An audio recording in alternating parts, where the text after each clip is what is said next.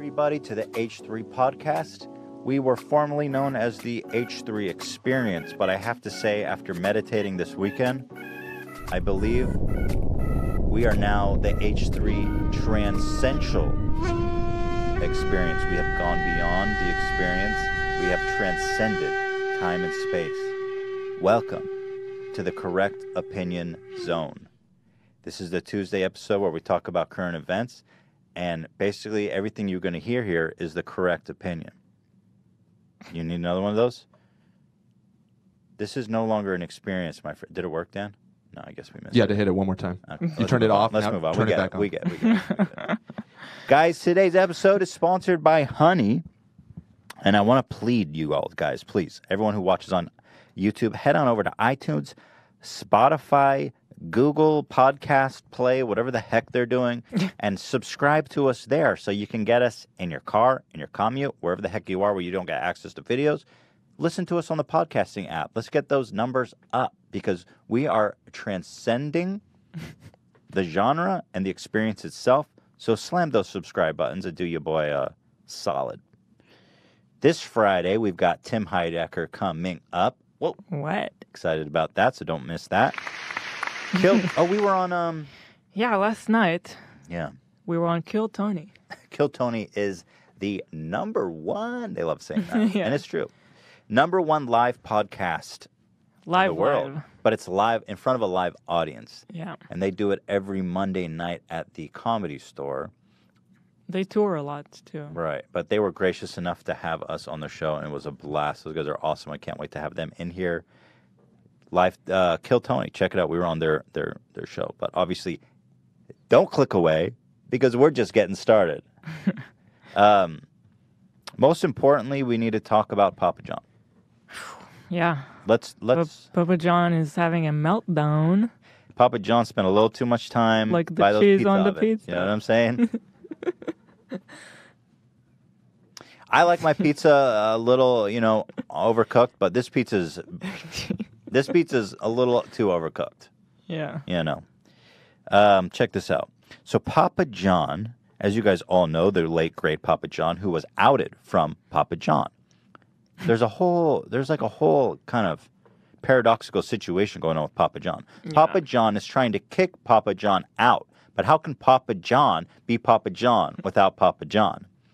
So Papa John, the company, Right. is trying to kick out Papa John, the person. The Shatner. But they are Papa John. Just change your name at that point. You're Papa John. The pizza, you can't separate the pizza from the man. So they're trying to distance themselves from him as much as possible. Your name but it's is like Papa John. his face is all over. Oh, so they removed his face from the branding. That was what. Right. That's what was the final straw for Papa himself. Yeah. He's like, you cannot take my face off that pie box. No. Because basically my face looks like a pizza pie. I've spent so much time near a pizza oven. And it's basically a preview of what's going to be like when you open it. But they're saying we can't be dependent on one person, especially this person. So I love this story. So he made a website, Papa himself, called SavePapaJohn.com. I am Papa John. Like a Spartacus, that all that. I am Papa John. He acts like it's a social movement where like everyone fucking cares so much about Papa John. I am Papa John. You shall not silence us. We are Papa We John. are Legion. We are pizza. So let me read you some of the excerpts. You know how on their website, when you order pizza, you can choose the toppings and then it like falls like olives. Oh yeah, I It would know. be fun if it was here still on this website. Like, You can still order pizzas from my SavePapaJohns.com. Here, you guys. Let me read. This is his homepage. So let me read an excerpt here for you all here. I built Papa John's from the ground up and remain its largest shareholder. I love my company, its employees, its franchisees, its customers. they don't love you anymore. The board wants to silence me. This is my website and my way to talk to you. SavePapaJohns.com. As I said in a recent letter, I miss you all very much. How the fuck are you gonna claim you're a pizza CEO? I miss you guys. All you fat, butter-loving, sauced, gluttonous sons of bitches. I love... Sometimes I'm at home and I imagine sucking the butter garlic sauce off your fingers. I miss you that much. I miss you all very much. More than words can express. Sometimes... Oh, you actually wrote that? Yeah, this is all real. More up. than words can express. Sometimes... Garlic sauce could Sometimes express it. I rub garlic sauce on my penis and use it as a lubricant. It reminds me of... How much I love you. better times. Papa John's is our life's work, and we will all get through this together, somehow, some way. I can only imagine how difficult this entire situation is on you. No, dude! He goes from I to we. I built Papa John's, and then it's like, it's our life's work. Wait, and he we says- will all get through this. Well, imagine Papa John saying to just some fucking guy that orders pizza from there once a week, I can only imagine how difficult this entire situation is on you. I feel like he wrote this to you. Right. I think he wrote it to himself. I'm very sorry that you all have to go through this. Just know that I still finger my wife with butter garlic sauce. Gross. Bo is listening, Ethan. And Bo, don't even get me started about Bo. That kid ain't right. I can only imagine how hard this has been on Bo. We pack his lunch with butter garlic sauce every day. And this part is real. Know that in every minute of every day, you are in my thoughts and my prayers. Who exactly? You're a fucking drama queen, dude. Included in this website are links to recent press releases, news articles, and recipes to my world-famous garlic sauce, which also doubles as a really good sex lubricant to remind you of the better times. Signed, sincerely, Papa Butter Garlic Sauce Shatner. Oh, he also wrote, we are getting the truth out there. My butter garlic sauce was invented as I tried to make my own sex lubricant. My wife tasted it accidentally and said, hey, pretty good. That was emotional, beautiful journey, a roller coaster, and except for the sex stuff, that is all written. That was very dramatic, Papa. I mean, I don't know, in his mind, he really sees this as a big pizza war. And people are picking sides. There, he has a lot of support. I mean, there's people demonstrating outside the White House right now. Free Papa. In his mind. In his mind. Yeah. In his mind. It really is a war right now between Papa John and Papa John. Can Papa John's exist without Papa John? No.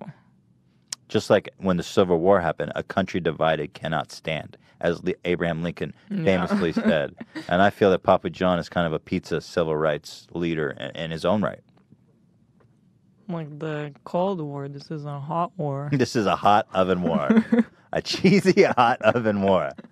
This is just his life story. He's actually got all the legal papers because he's suing Papa John. It's like, dude, y'all started a war with a fucking... Make sure you can finish it. He's got pizza money. Anyway, I just loved his little cover letter. So, Papa, I wish you all the best in your fight. There's a standing invitation for Papa to come plead his case on our show. We had previously reached out in better times, and I have to say, Papa passed. Yeah. He said, I got Peyton Manning throwing pizzas into the American living rooms of everywhere. Now, all of a sudden, who do you have left, Papa? Who do you have left? Me. That's who. It's time to come on this show and bring the butter garlic sauce. Because we're going to have a good old-fashioned reach around. Soggy pizza? Anyone? You know what that is? Soggy pizza? Soggy pizza. When a pizza gets soggy, or is this like a Yeah, metaphor to something else. There's a twist. Papa knows. Alex Jones is in the news again, but this time you may not expect why. This story just cracked me up. I had to talk about this, all right? Now, Alex Jones, you know and love him. Hey, guys, I'm sorry. I think our stream just got pulled down.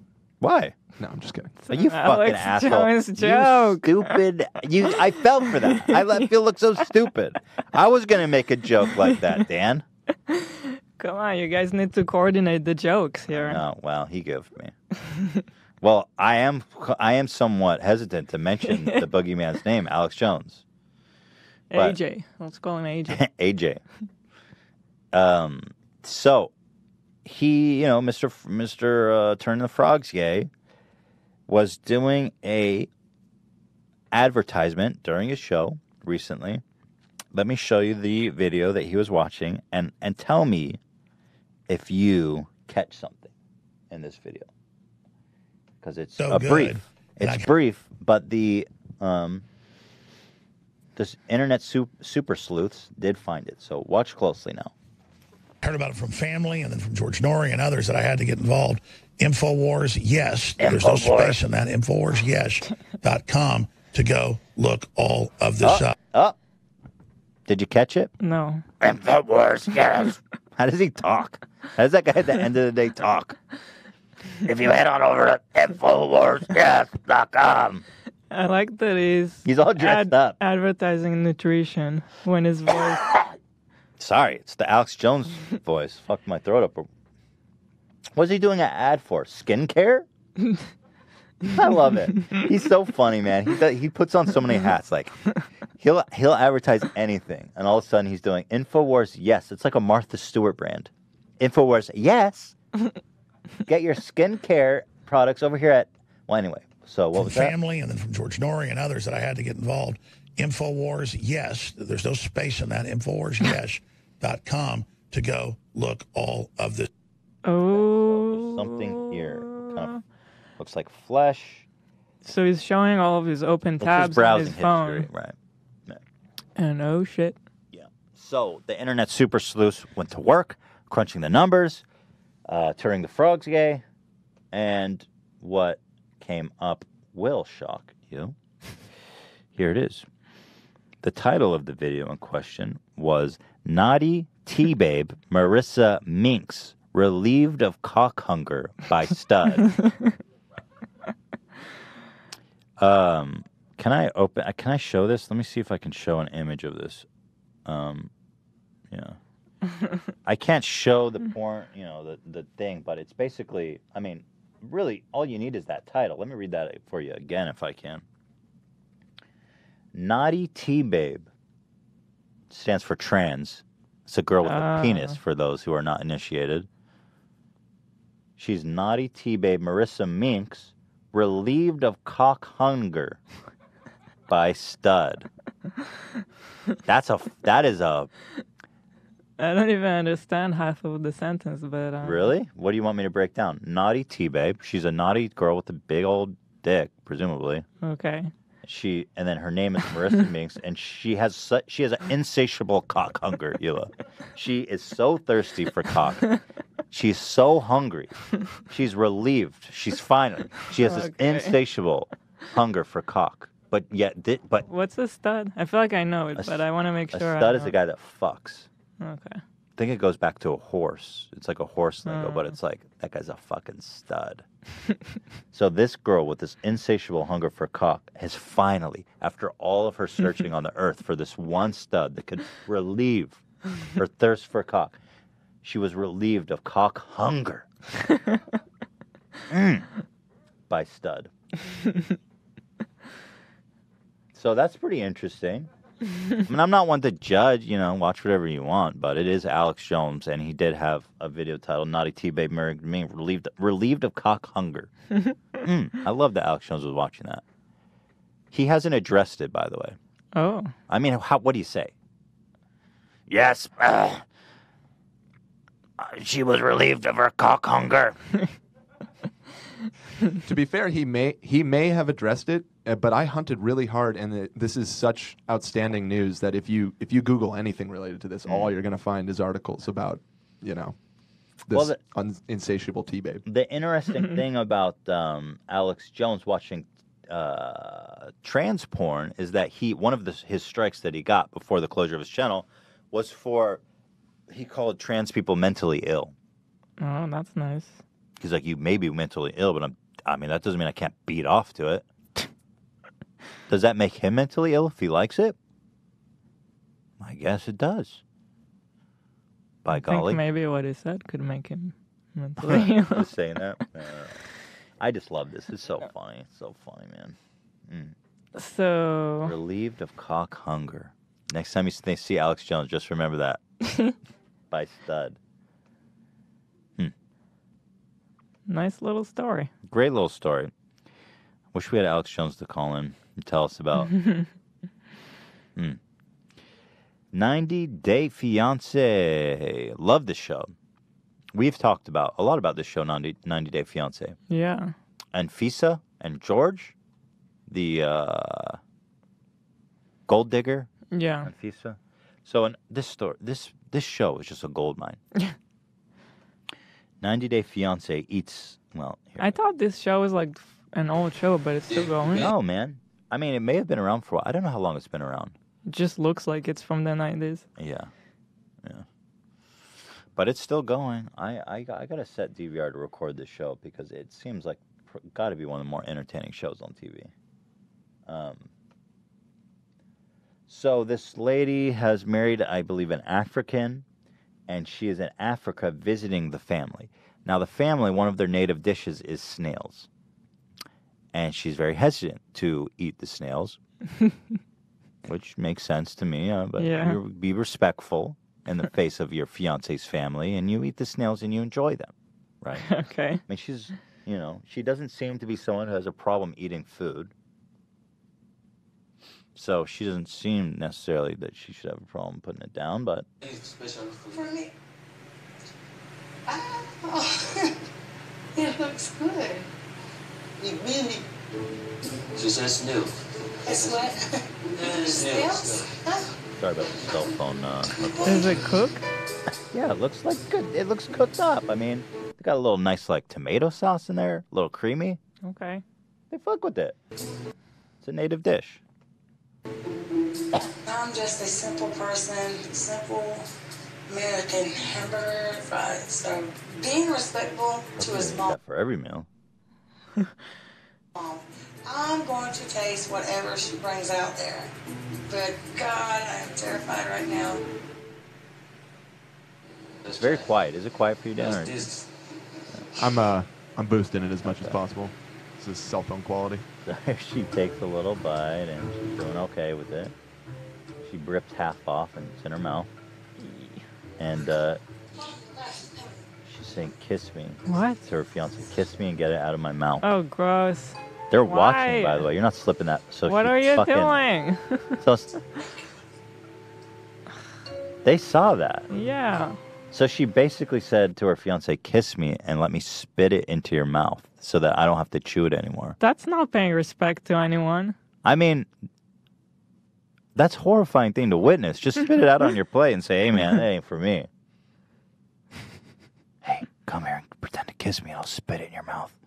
Nobody will know. They're all the cameras staring right at your mouth. There's 3 cameras watching. Hey, let's get another one of that, eh? Let's get a slow-mo if we can. Let's lower the speed here. 0.25. That's very slow. I don't know. Well, Ela, yeah. I mean, let's see. Let's get a close look. Kiss me. She's like, damn. She's like, I only fuck with butter garlic sauce.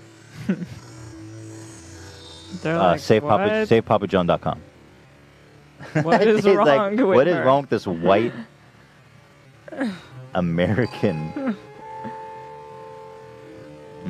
This takes on a whole new vibe. Here it goes. Here comes the pass. Oh, gross. And that is a romantic kiss if I've ever seen one. Sucks it right out of her mouth. And he fucking chews it too, that goddamn MVP. That guy just saved the day. Thank you, Michael. He's like, man, the things I do for a green card. These relationships on these shows are really all about getting a green card. I don't think any of these relationships are genuine. So it's really, what's so interesting about this show is like, what is this one person? It's like willing to take. Right. It's like one eligible, dateable person matched up with one completely undateable person, and then you kind of just see how much that one dateable person can endure for a green card. And I think that guy, in this moment, reached his limit. He did it, though. Yeah, he did it. Damn. Very special stuff, guys. Our show's on fire today. Are you saying that you wouldn't suck a snail out of Hila's mouth? I'd suck garlic butter sauce out of your mouth. In fact, I think I have. In fact, Hila. No, you didn't. Are you sure?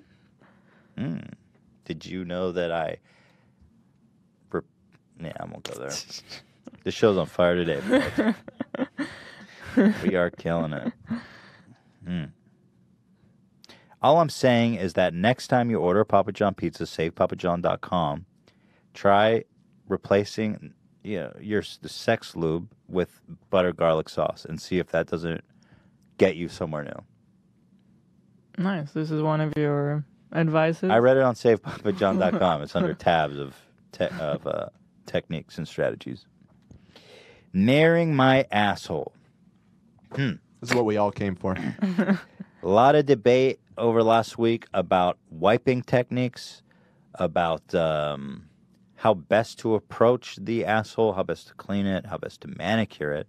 I received an email from somebody that said they nair their asshole and that it changed their life for the better. I was so intrigued because it was so insane, so preposterous of an idea that I thought I had to try it out.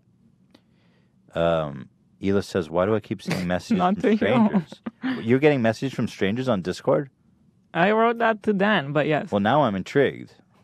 Are you getting bombed by strangers on Discord? I just keep seeing all kinds of notifications on my screen. Hila, I'm talking about naring my asshole. Can you please focus? So I was trying to distract myself from this Dan topic. said, what the fuck? They found you. Who found her? I don't know. These are just like, we're just in a private channel with just us. I don't know. Okay. Who's Raz? Sneaking in. Oh, no. Our private Discord is getting infiltrated. But we are talking about naring my asshole. So if everyone could please focus on what's Okay. Sorry, sir. So anyway, I was going to nair my asshole because it just seems so insane. I was like, for the sake of the show, let's do it. Yeah. But the other side of me was like, this is kind of a really weird, insane thing to do. And you could burn your skin. Yeah, and the asshole is pretty sensitive, right? Mm-hmm. Apparently, from what I understand. But then, I had a feeling that this guy was fucking with me. Yeah. He seemed genuine, but I can see someone be like, I'm going to get Ethan and nair his asshole. Knowing full well that would ruin my life. So another great fan emailed me and was like, dude, do not nair your asshole. And here is why. And he sent me this Craigslist story that was so funny. I had to read it to you guys. I had to share it with you guys. So for now, this story alone put my nairing my asshole on hold. On hold. I'm still open to it, frankly. We got the product at home. Yeah, I have the product. I got 3. I don't know why on Amazon they made me buy 3 bottles. So it looks like I'm this fucking weird guy that's just like, I have an apocalypse stash of nairing my asshole. Look, the world may be ending, but my asshole is going to be clean. One of them was called Balls Bomb. Oh, yeah, I wanted to say, in my pursuit of a sensitive nair that wouldn't burn my asshole, I found a product called Balls Bomb. That's made for applying to your balls. Balls Bomb. I was like, I gotta buy some Balls Bomb. So I don't know. I've got Balls Bomb. Yeah. And I was thinking of just getting it, just seeing what happens. But you guys read this and tell me. I don't know. This spooked me most definitely, and it rings so true. Let me zoom in on this. So this was from Craigslist. It's called Warning. Don't shave that hair. I've recently made a mistake in my life, and I offer my story to you that you may learn from my error. It all started, as many things do, with me having trouble shitting. Did you write this? No. Dan, I think we need some kind of music. What kind of music? What kind of story is it? I mean, is this I want a to sad play. story? Can you play sad violin? let me try and find some. No, I was not constipated. This was not a regularity problem, but a matter of technique. It seems my ass hair had grown to such a length that my tiny grogans were constantly getting tied up in the matted jungle between my ass cheeks. It led so much frustration, with me knowing that I still had something to drop, but not able to shake the tenacious turd loose from its butt hair dwelling. Eventually I would have to do two things, either reach down with some paper and try to pinch off the lingering loaf, which required careful precision to avoid smearing the creature all over my rear, especially since I had no way of seeing what I was doing, or just go for broke, start wiping, and hope that I could remove all the leftover fecal matter before the toilet reached its can't-be-flushed threshold. I was contemplating this problem. This is very long. Yeah, can you cut to the... Can I paraphrase? Here, let me paraphrase. So, yada, yada, yada, he did the deed. Now I have great respect for anal hair. Like everything in this world God created, it has its almighty purpose in existence. It was only after I had removed it that I started to learn how much I had been taking it for granted. For one, it provides friction. I learned that this next day, when I walked out into the sun headed for class, after climbing 2 flights of stairs and starting to sweat, I started to notice something unpleasant. The sweat was accumulating in my crack and was causing the unpleasant sensation of my 2 ass cheeks sliding past each other with every step. I thought about going to the bathroom and starting to wipe it off, but I had to go to class. I thought eventually it would dry. Unfortunately, it did dry, but only after mingling with the microscopic shit molecules lingering around my brown starfish. Yes. When I stood up after class, my ass cheeks were stuck together in a slimy, sticky shit sweat combination. As I made my way back to the dorm, it started to itch. God, did it itch. I felt like a swarm of ants was making its way up and down my crack, fighting to keep from jamming my hand down there and scratching away. I rushed back to the dorm. Unfortunately, again, this excretion caused me to sweat, and when I finally reached my room, my cheeks were sliding back and forth against each other like a pair of horny cane toads. I quickly dropped my pants and attempted to dry my ass by sticking it in front of a fan and spreading my cheeks. As I pulled the 2 mounds of flesh apart, a horrible stench burst free and filled the room.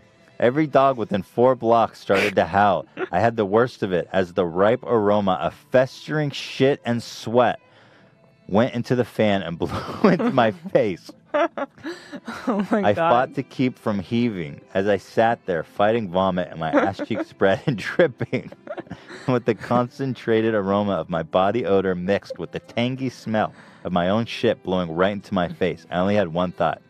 I will be like this until my hair grows back for weeks. Later on, trying to deal as best I could, wiping my ass at every opportunity, I discovered another wonderful use for this ass hair ventilation. I attempted to launch a fart, only to get it stuck between my ass cheeks. Apparently, with no hair, the 2 pink twins can get vacuum sealed together, and the result was a frustrating fart that slid up and down between my cheeks like a lost gerbil. As if there wasn't enough, I am now enduring further torture. As anyone who has ever shaved anything knows, when hair is growing, it becomes stubble. I imagine your ass having the texture of a Brillo pad. Well, that is what I am dealing with now, is a hellish torture, and there are times when I just look out the window and contemplate why I shouldn't just jump out and get it all over with. Oh my God. Rather than endure this agony. Friends, do not shave your ass hair. Wow. But, Stacey, thank you. Thank you for that anecdote. But what I think about is... I love the part where he was almost vomiting. Yeah. I definitely get that. But he shaved, okay? I'm naring. Naring is like shaving. But I'm so telling you. The stubble, I won't deal with the stubble. Well, it will grow back. So basically, once you nair your asshole, you're stuck in a vicious cycle. Because once that stubble grows in, and I can only imagine your asshole itching with every step. You're back in there nairing. You're stuck in the nair. You're stuck in a loop. Yeah. I'm gonna be doomed to a hairless asshole forever, or I'm gonna have to like take 2 weeks off. Not just to lay in my mention bed. that you could burn yourself. Right. I keep telling you because I saw in the Amazon But reviews. it's so entertaining to be like, okay, guys, I nared my asshole. I feel like, but then I also don't want to be the guy that nared his asshole. You know? What if I ball bombs my asshole? It's the same thing. I do fear of the shit and sweat potion. And the potential vomit. Wouldn't it be so great to hear you talk about the smell of my shit and sweat? Me? Though? Yeah, because you'll be there. I'll not be there. Yeah, you're gonna leave I me. will be out. Eli's gonna leave me if I. Damn, was doing it for you, man.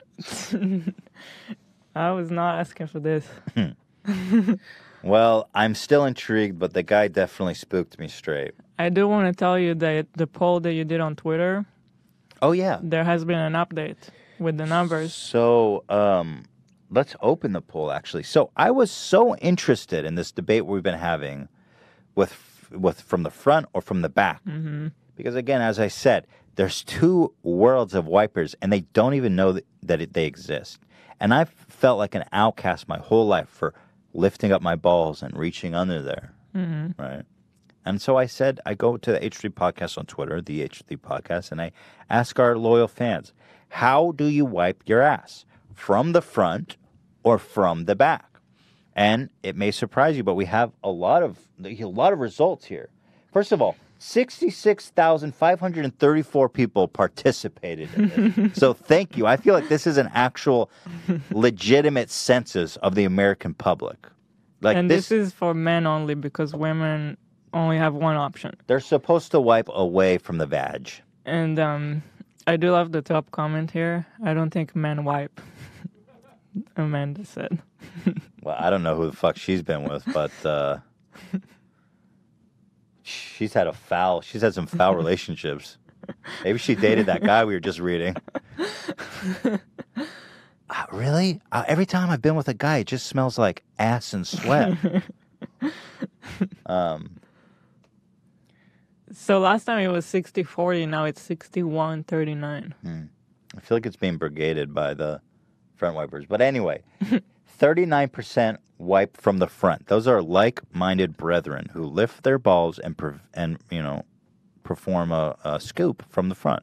It's really a scoop the way I do it. It is. It's a scoop. It's a strategic scoop. It's a skilled scoop. It's a scoop that I've been developing for a long time. You lift the balls, you scoop, you're clean, baby. You scoop the shit out. This is a smear. I don't know what this is. You can't scoop Not in the back. a smear. But 61%. It's a wipe. It's a traditional wipe. Maybe, but I like scoop. You want to scoop out. When you're dealing with a hole, you want to be scooping out. You can't wipe a hole. You scoop out of a hole. Am I right? 39% of you know exactly what I'm talking about. 61% of you wipe from the back. And that's pretty, and I have to say, I'm kind of surprised by how many of them are out there like me that wipe from the front. Me too. That's pretty, I mean, that's really close to 50%. That's a 10% variance we're talking about. So speak up, front wipers. Don't leave me in the trenches scooping grenades out of my ass. Okay? Help me represent to the world that we are out there. We are strong. We are people, and we have rights. We are Papa John. And go to savepapajohn.com and use butter, garlic. I've heard that butter garlic sauce is so powerful it actually can act like Nair and burn the hair right off your skin. I'm going to try putting butter garlic sauce in my asshole tonight, see if that works. So I thought that was an interesting scientific experiment. We should do more polls because I feel like we're actually making an important contribution to science here. Great. Dude, we are really, I feel like we're doing important things here. This is way more than an experience. We have transcended experience and time. This is the H3 Podcast fully enlightened moment of science and clarity. We'll be right back after this break with Logan Paul versus KSI. Stay tuned. Okay. Do you like free money? Yes. Because thank you, Hila. I wasn't expecting a response. Now that I know you like free money, would you like to hear about Honey? Because that's what it does. Yeah. Honey is an extension for your browser that browses the whole internet for the perfect coupon for whatever you're shopping for. Oh, I'm on Amazon trying to buy dog food. Oh, honey, boom, coupon. Whoa, just save me money. Like an old man clipping coupons by the fireplace every evening for you for free. Honey, that should be their slogan. An old man clipping coupons for you as you browse. Don't believe me? The link in the description, joinhoney.com/H3, has saved people collectively over $102,000 in the past couple of months. That's an average saving of $25 per person. Whew. You also may be thinking that Honey doesn't work at sites that I shop at. Well, the truth is Honey works on over 30,000 sites, including Amazon, eBay, Newegg, Razor, Walmart, and more. So much more. Pretty much, everywhere that I've shopped, Honey's like... I love using it on Amazon. It even shows you like the price history of a product and if it's like the lowest now or not. The big question is, how is Honey free? What's the catch? There's no catch, you dips. Honey gets a small commission from sites every time they clip a coupon for you. So it's always free. There's no catch. It's easy to install. Takes a couple of clicks, and then you're going to be off to the races saving cash. Give it a shot. It's free, and it literally takes 10 seconds to install. So use the link in the description. joinhoney.com/H3. Try it out. It takes 2 clicks and 2 seconds. I guarantee you're going to love it, and you're going to say, dang it, Ethan, thank you for joinhoney.com/H3.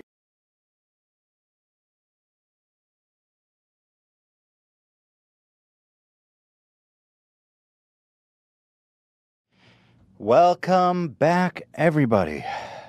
I'm out of breath from running to the bathroom. Hila is not back yet. Were we at a screen, or was the comeback slick and perfect, Dan? We did have to go to the screen for about 5 seconds. I had just gone to the screen as you opened the door. We went to a screen. Oh no. I'm out of We breath. feared this day would come no. eventually. I can't hear you, Dan. You're coming in quiet. Because you turned it down. Oh, okay. Damn, we gotta get out of this office.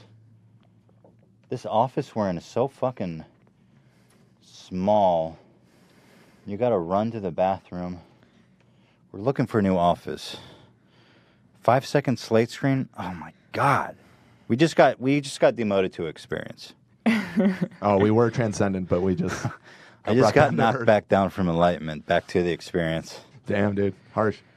Okay, well, let's get right on to the main story. Logan Paul versus KSI.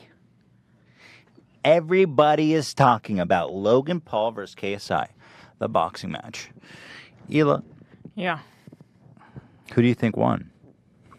I already know what happened. Who do you think won? I thought KSI won. It was a tie, okay? Suspicious. I'll show you guys. Let's go over some stats, okay? I find this stuff really interesting before I kind of talk into it. Logan Paul versus KSI, the boxing match. You guys have all heard of it. I kind of got to give credit to these guys because even if you hate them both, it's just irresistible. It's irresistible. You got to talk about it. You got to love it. I mean, really. It's pretty cool. And it was pretty slick. I honestly have to give them credit. They masterminded this crazy thing. They sold out this arena. They had how many 800,000 pay-per-view viewers. That's right. Nuts. Fuck. I gotta give them it up, man. It was definitely pretty exciting. Like on the day of, Yeah. everyone was talking about it. Pretty cool. Definitely some great memeable moments in there that I'd like to share with you guys. But on the whole, I just want to say, I'm not going to sit there and hate, okay? I want to say I got to give these guys some credit where it's due. Yeah. Definitely taking this whole online YouTube experience to a new level. Yeah. So, general admission tickets started at... I want to break this down because they've always said this fight is bigger than Mayweather versus McGregor. And I've heard a lot of people say that. Who said that? Because that is such a ridiculous statement. I've heard them say it, and I've heard other people reporting on it being like... I've heard it in really reputable places of being like, they had more views than... Their press conference had more views, more hype. So I do want to break it down. I want to compare. I want to show what's going on here. I mean, Logan Paul versus KSI. You can't really get more hype online than that. Mm-hmm. It's like max hype. I mean, what two could you put together that's better than that? Shoe Nice for Joey Salads? Would you guys watch Shoe Nice versus Joey Salads? Dude, I would. I would be scared to put Shoe Nice in a room against anyone. It's a pretty niche audience, I think. Yeah. Somehow I don't see that pulling 800,000 pay-per-views. Dude, Shoe Nice would fucking eat his opponent. I want to see that. I mean, the only real option to get more than them would be like something like PewDiePie against like Ryan's Toys Reviews. Beating the shit out of a 12-year-old? Hell yeah, I'd watch that. So here's some stats for you guys, okay? General admission tickets started at $39 with the highest price going to $600. Average was probably like $50. They sold out the arena, right, Dan?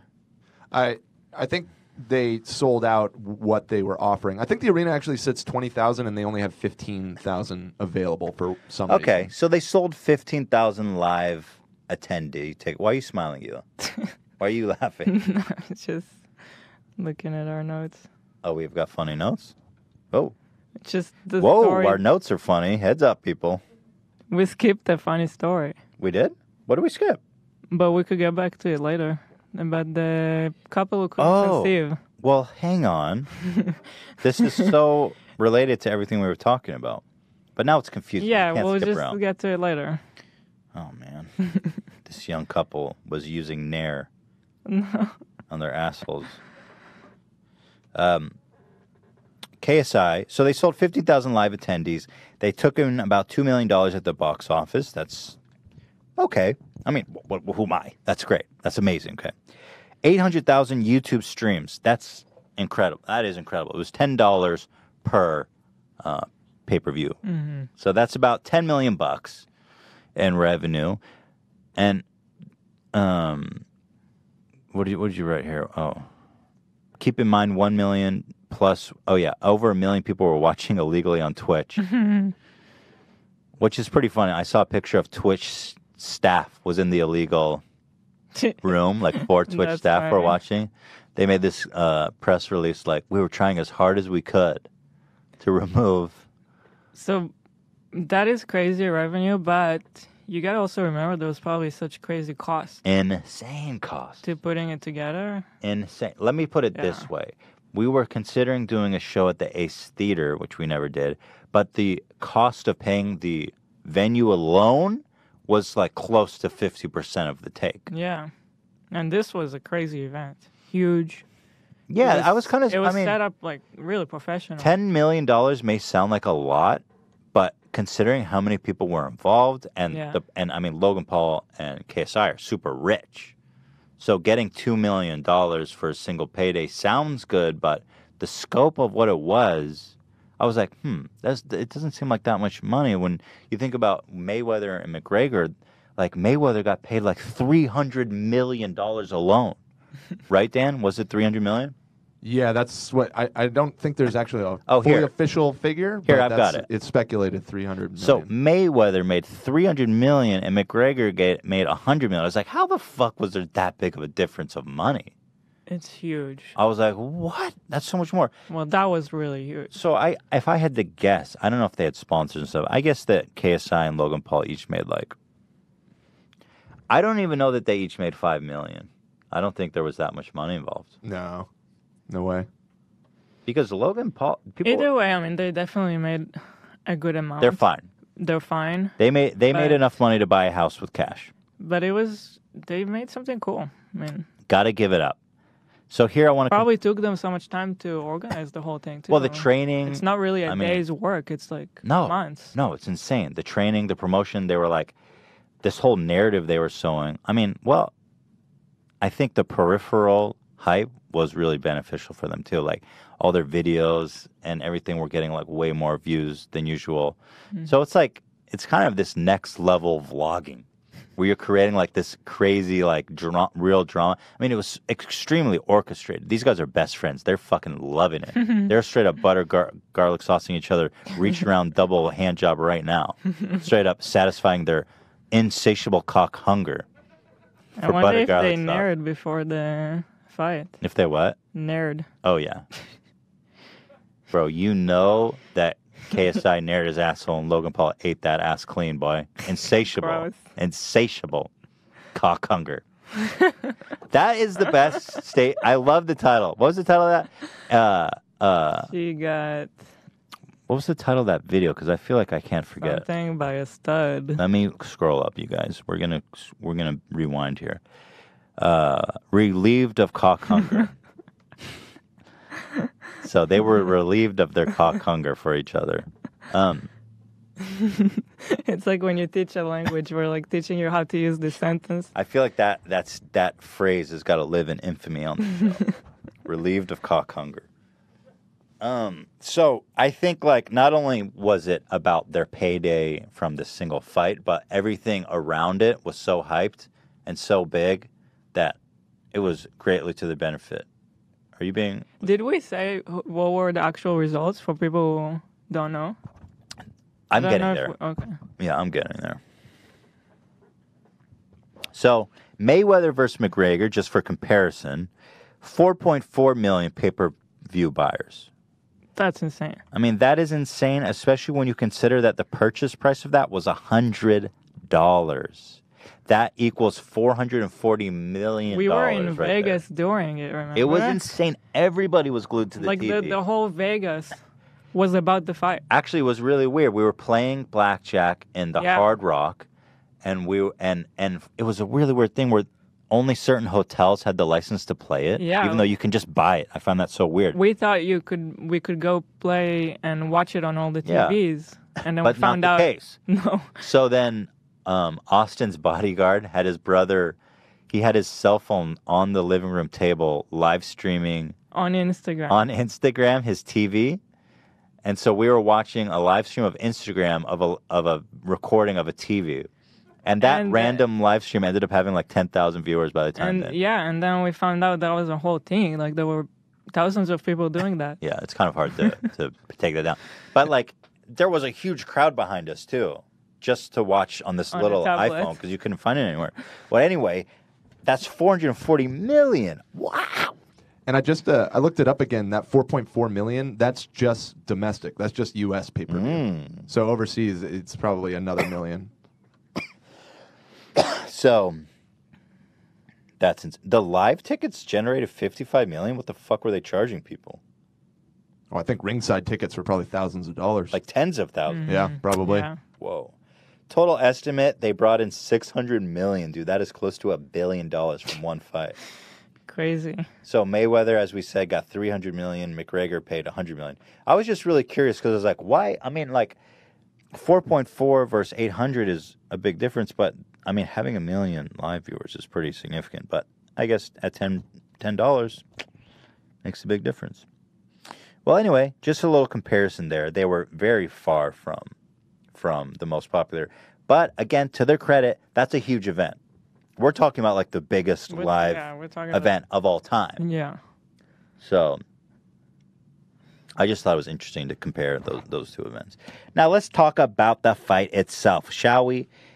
Jake Paul won in the 5th round out of 6 via a technical knockout. They ended it. But you know what? Even though Jake Paul did win, it seems that the most entertaining and talked about moment of the night was this image of Jake Paul with a bloody nose. So shout out to Comedy Shorts Gamer. He looks dazed and confused. That's pretty rough. I feel like that's going to be a lot of people's Twitter profiles, like a lot of avatars. Well, I don't want to take too much pride in a guy. He's fine, by the way. Well, he won. Yeah, he's won. He's fine. It's just pretty great, I guess. I don't know. So apparently that was the highlight of the night, which doesn't say much. Here's a video of Jake Paul being punched in the face 40 times. They've been super strict on the copyright stuff, so I guess this one is editorial enough. So here you go. How many times was Jake Paul punched in the face? People really hate Jake Paul. They're like, yes. Right? Lots of people love him, too. Lots of kids. I feel like, do they? Anyway. Wasn't Dan just telling us that he just is now at like, who knows how many I think it was millions? 16 million I subs guess that's on his true. That's a channel. lot, man. I gotta say, he's more likable than Logan, right? I agree. I mean, when he was a guest on our show, he was, he came out looking much better, and I think everyone had a heightened sense of appreciation for him. You know. That said, let's watch him get punched. That 40 being times. said, let us watch him get punched in the face. Definitely landing some solid punches, Deji. Definitely landing some solid punches, my dude. Now, as I've heard it, is Jake Paul was significantly larger, taller, Yeah, you can longer see it right reach. there. It was not really a fair matchup by definitely any way recollection. Apparently, Jake Paul was forced to slouch down because the height difference and the size difference was so great. But hey, shout out to Deji for getting 40 slamming good solid punches to the fucking dome. Not bad. Not bad. Whose edit was this? I don't know. Some guy. Should I say? Dankageran. Thank you to Dankageddon. Dankageddon. For smoke weed every day. Thank you. Yeah. This was pretty funny too, honestly. Post-fight interview with Jake. This just shows you this rivalry. I've always said and suspect that Jake and Logan actually hate each other. Deep hatred of each other. And this kind of proves, like, here's Jake's big moment. By the way, since when did Jake... He's got a kid. They call him Little Jake Paul. He doesn't have a kid, right? What? I don't know. So here he's doing his post-fight interview, and he's loving the limelight, and he's enjoying his victory. And his brother... Whose kid is this? That's what the fuck I want to know. What do you win the boxing match? You get a kid? That kid's gonna be such a piece of shit when he grows up. I just Googled it. I guess this is a meme. There's a whole bunch of little Jake Paul, or mini Jake Paul, they call him. But who is he? I don't know. Kid he kidnapped, I guess. There's a bunch of pictures of him. He's like, this kid looks like me. I'll take him. It does look like him. I'm sure they're related, but when did you shit out a child, Nah, Jake? there's no way it's his kid. You know what this kid is? He's like from these Greek mythological stories where it's like, your firstborn is foretold to surpass you in subscribers. And Jake tries to, like, prevent it from happening. But the kid ends up bigger. And then he also fucks Jake's wife, his mom. Just like the Greek mythology. I'm trying to make it interesting. No? Oedipus, anyone? Too old. Not connecting? Too old for this audience. Let's move it on. So anyway, he's enjoying the limelight. He's having a lot of fun. Logan Paul comes in and steals the thunder. And it's a blast to watch. Let's enjoy. Jake Paul and little Jake. What's up, man? What's up? This guy. What do you think that kid's going to be doing in 18 years, Hila? He's a very cute kid. And nobody knows. It could be anything you wanted. Yeah, he could be anything. He could be the president, right? He could be an astronaut. He's going to be great. He's going to be raised really well by a bunch of well-adjusted people. Their dad, for example, is a really good role model. Jake's kid. It's just a meme. Mm-hmm. Guy is a superstar, and tonight you made a star of yourself as well. You're wearing that WBC amateur strap. It was a hard-fought day. There's your brother coming in. Nobody cares about you.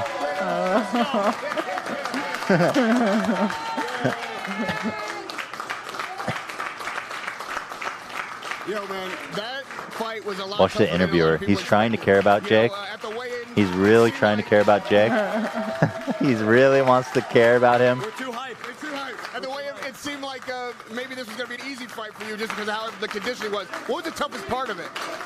I think for me personally, I got tired. I don't know now why. Watch Logan. You don't have to care about what Jake's saying, but watch Logan in the back. He acknowledges that there's an interview. You see that? He looks back like 3 times. Did you see that? Let me go back so you can everyone acknowledge that. And so in that moment, he goes, you know what? I'm going to fucking end this interview. Like, you can see the gears moving in his head. Watch this. He looks back. I don't know why. I think my first fight, maybe, but he goes, yo, what? What the fuck? What the fuck? All the attention's not on me? You look back so many times. Okay, now watch what happens now. I was surprised by how much heart Deji had. Much respect to him. Hey! Each and every one of you in this room, thank you for supporting me. Each and every one of you in this room who's not paying attention to me, please turn the cameras towards me. End all interviews and all conversations that are about me. And please, everybody, focus. Brother, I'm sorry I couldn't bring home the official. Yo, let me tell you something. Yes, you did. There is no fucking way he wins the second time. He's so unlikable. You know, you're right. Jake is so much more endurable. Yeah. And in that interview, he was being very gracious in victory and everything. And just, you know, if you see I don't know if we're going to watch the Logan one, but Logan's like, I fucking won that. No. I think this is bullshit. Yeah, we're not going to watch it. Yeah, it's just Jake is but definitely I feel nicer. like we need to gift that look of Logan doing a triple check. He literally did a triple check, and he shut down the interview. So great. That moment is just beautiful that was captured.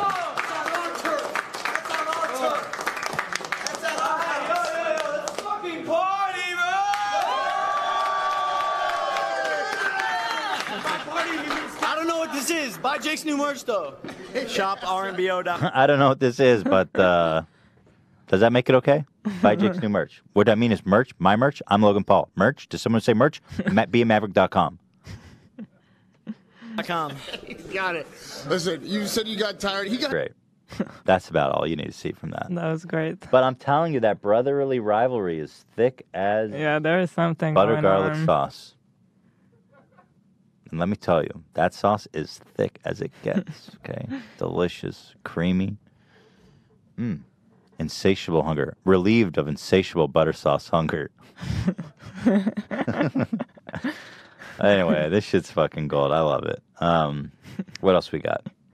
Okay, well, guys, listen. We've talked about Jake and Logan Paul and KSI and Deji, and we've talked about it all. Hats off to them. But the fact of the matter is that the real fight is the one that we're all waiting for. Crank Invasion versus Ethan Radbury. Now there is a prelude to this. I didn't say it was a tie, by the way. The fight was a tie between Logan and KSI, which, if you don't know, is extremely rare. One of the rarest outcomes for a boxing match, almost unheard of. So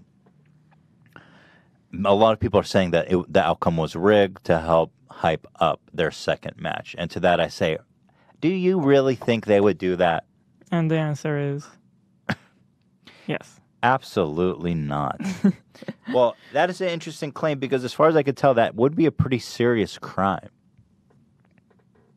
To fix a large sporting event like this. But again,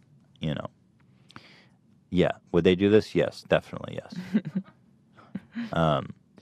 I personally found the outcome pretty disappointing. I would have been more excited if somebody won. Yeah. Because then there's an underdog story going into the next fight. But then that kind of makes it more real because they also want, the better story.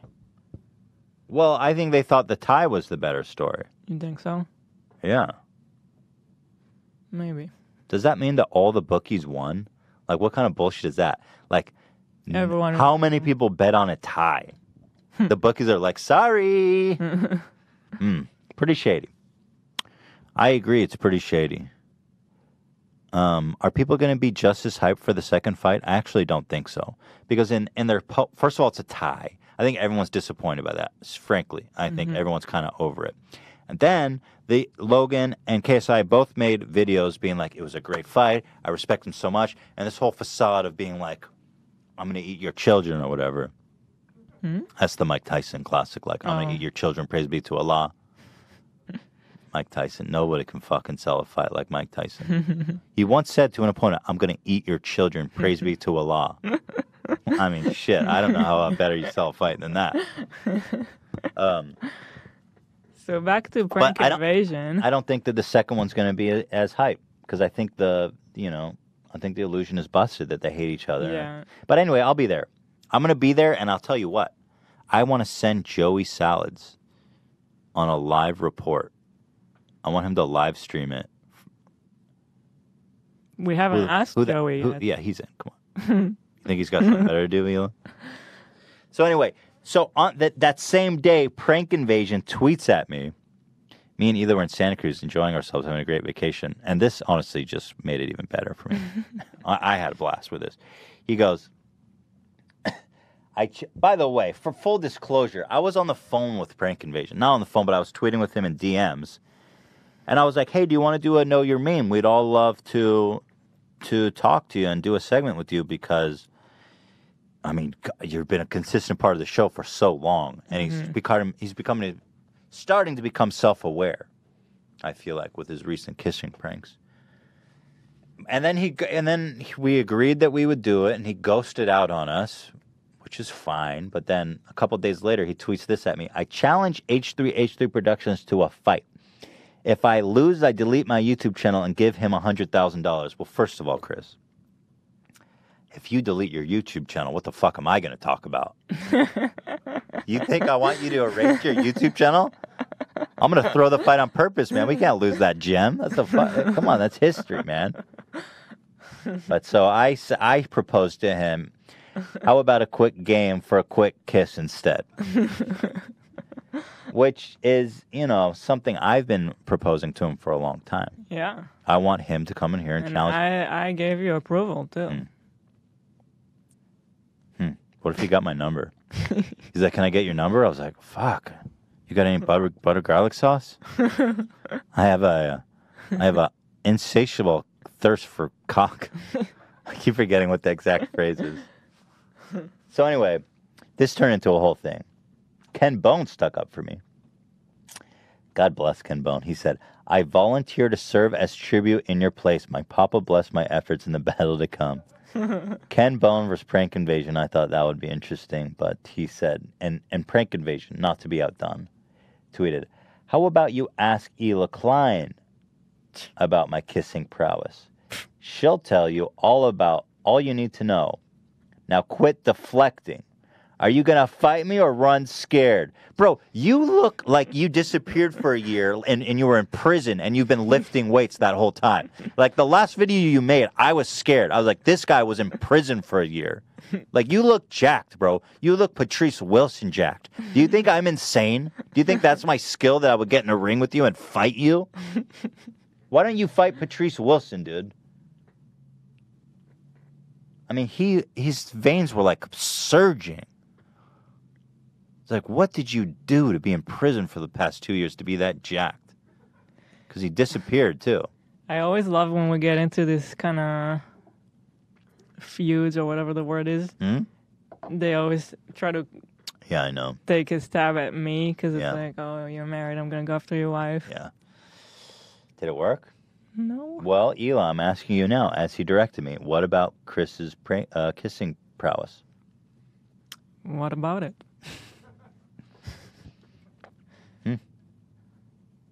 Quit deflecting. Are you going to fight me or run scared? You fucking dumbass. You're going to fight me. Like everybody, like if you challenge me to a fight on Twitter, I am like honor bound to oblige. Been called. Sir, I challenge you to a duel. No, bro, I actually fucking work. I do shit every day. I'm not training in prison to fucking kill someone. And then he continues. All these YouTubers afraid to take me on in the ring. Look at that face. What do you know? And then, of course, he changed his profile description to, I am the best kisser in the world.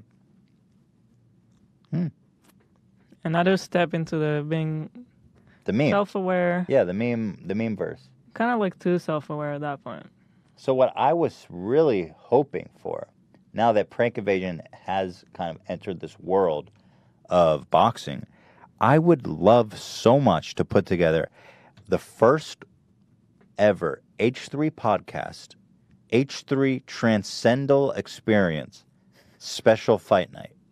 And I will put up $100,000, $100,000 to the winner of Prank Invasion versus, I don't know, who do you guys think is the best matchup? Joey Salads? Shoe Nice? Ethan Bradbury? Maybe we can do a poll on our H3 podcast handle. But we will organize an event and put up $100,000 frickin' dollars to the winner. I will referee it. Okay, I will be there. We will judge it. It's going to be an incredible night. Prank Invasion, put your money where your mouth is. I'm putting up $100,000 for you to fight. Joey Salads. I wonder what people think. We should do a poll or something. Yeah, we should definitely do a poll. But that would be a freaking blast, man. We have to do this. We have to. So that's what I was thinking. What do you guys think? Does that sound like a fun time or what? Is it just going to be like a fight outside of McDonald's?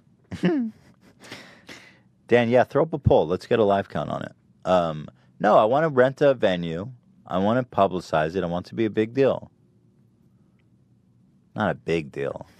Yeah. Just like an episode. It's like an episode of the podcast. Hopefully I get sponsors to help me pay those. Pay the prize. Dude, the winner gets a kiss from Chris. Maybe we can get that Papa John sponsorship that I've always been looking after. Do you want to talk about this Chinese people story before we move on to the Shoe Nice story? We can move on to Shoe Nice. I love this story. I guess maybe we can talk about it next week. So good. Apparently, a Chinese couple. Apparently, sex education is so poor in China that a couple was trying to conceive for 4 years, and they were having anal sex the whole time. I don't know. That's possible. So they were trying to conceive, and then it wasn't working, and they went to see a doctor, and the lady said every time they have sex, it's usually painful. So she was like, let me examine you. Like, why is it painful for 4 years? And then she's like, lady, you're a virgin. It turns out they mistakenly have been having anal intercourse. Lou gave the couple a sex education handbook, and within months, the woman became pregnant. To show their appreciation, they sent the doctor a live hen and 100 eggs as a gift. You know, you think of humans as these really smart, evolved creatures, but when you go out to like the rural parts of the world without medicine or doctors or technology available, we're fucking each other's in the ass trying to make ourselves pregnant. Huh. That's interesting. Yeah, right. The guy's just like, yeah, that's how you get pregnant.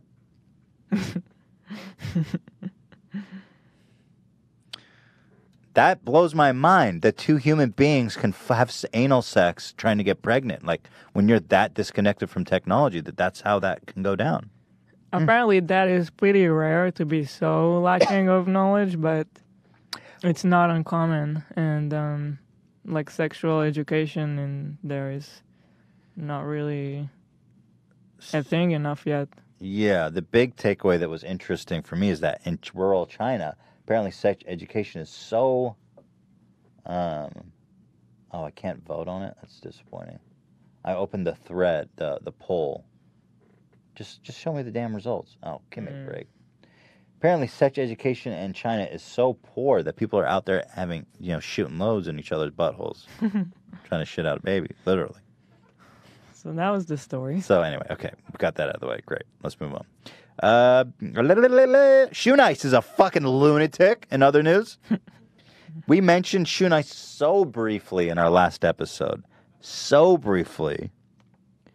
In fact, I want to show you the video so you can see how brief it was, just so that you can understand the reaction he had, how insane it is. Okay. Shoe Nice. Do you know Shoe Nice? Oh, he's a legend. He eats deodorant, chases alcohol. So he made... I've heard of him, actually. Okay, so he made a ASMR eating chips video. So that was it. He just... We never showed it, by the way. All right. He's like... So that was, very light mention. And we went into the comments section. And boy, strap up. Because this is a wild fucking ride, my dudes. So apparently Shoe Nice has like 20 different accounts.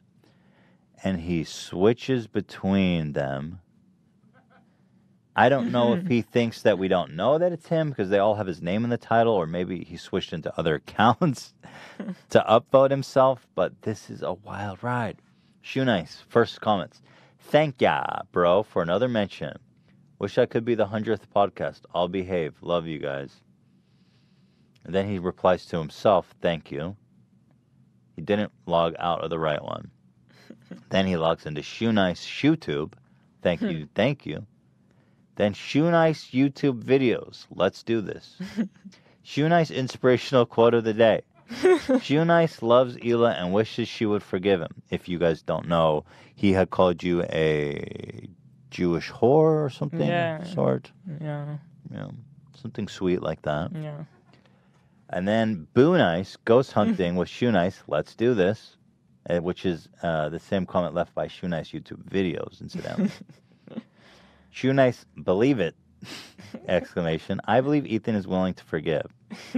Shoe Nice, bahahaha, yeehaw. Wish Ethan would pin this. He continues. Shoe Nice deleted videos.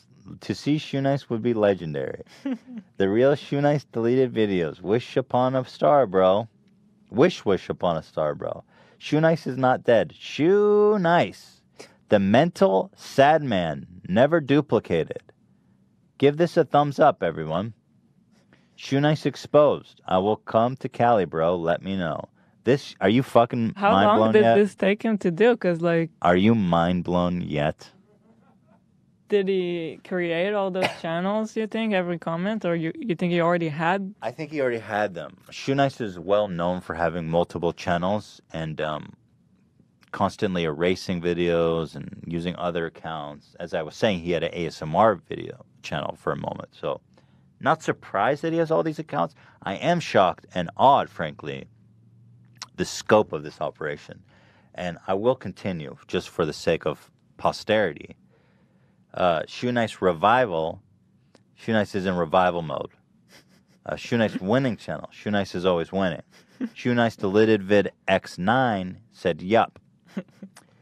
Continue on. Shoe Nice is nice. Shoe Nice is nice, actually. Shoe Nice Impersonation and Parodies. Mind over matter. Not sure what's the relevance of that one.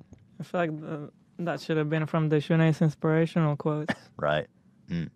Got it mixed up. Shoe Nice, get your shit together, man. You got to keep your identities organized. Shoe Nice Redemption time. Shoe Nice Deleted Videos. Let's do this. Shoe Nice Deleted Videos X28. Top comment. YouTube Hall of Shame 2. Bert Cool. Shoe Nice would be legend interviewer. Shoe Nice Classic Videos. Hila can make me eat whatever she wants or surprise me with La Beast. What? LA Beast? Oh, okay, right. La Beast. I don't know. We're almost done here, guys, so bear with us. This is important. Shoe Nice Storm Chasing. A podcast storm is brewing. Shoe Nice loves LA Beast. We. Shoe Nice Trailer Trash Jokes. Yeah. Shoe Nice Deleted Videos X6. Mind over matter. I feel like he's giving himself a prep talk because he's on like the 20th account. Shoe Nice War Hero Deleted Videos. Anyone know Shoe Nice is a war veteran like Hila? Shoe Nice Impersonations. Yeah. Shoe Nice Free Shoutouts. Thank you. Shoe Nice back, the original back, to finally close it up with a thank you for replying. Wow. Dude, that was so fucking nuts. And you know what's even crazier? When I saw that, I was like, you know what? If we're talking about Whack Pack, Howard Stern Whack Pack that we want to build of our own, Shoe Nice is like the Beetlejuice. And so we were trying I tweeted at him, I emailed him, and this fucking psycho that spent 5 hours replying 100 times, I can't get a hold of him. I have no way of getting a hold of him. So Shoe Nice, I've said your name 3 times and I've spun in a circle. Shoe Nice, Shoe Nice, Shoe Nice. I've summoned the spirit of Shoe Nice. Come back into the comments. Give us a way to contact you. I want you to be part of this show, Shoe Nice. I think you have what it takes to be the first official member of the H3 Goof Gang. Goof Gang? Goof Gang's pretty good. Not bad. Yeah. Hey, we're out here on the fly, people.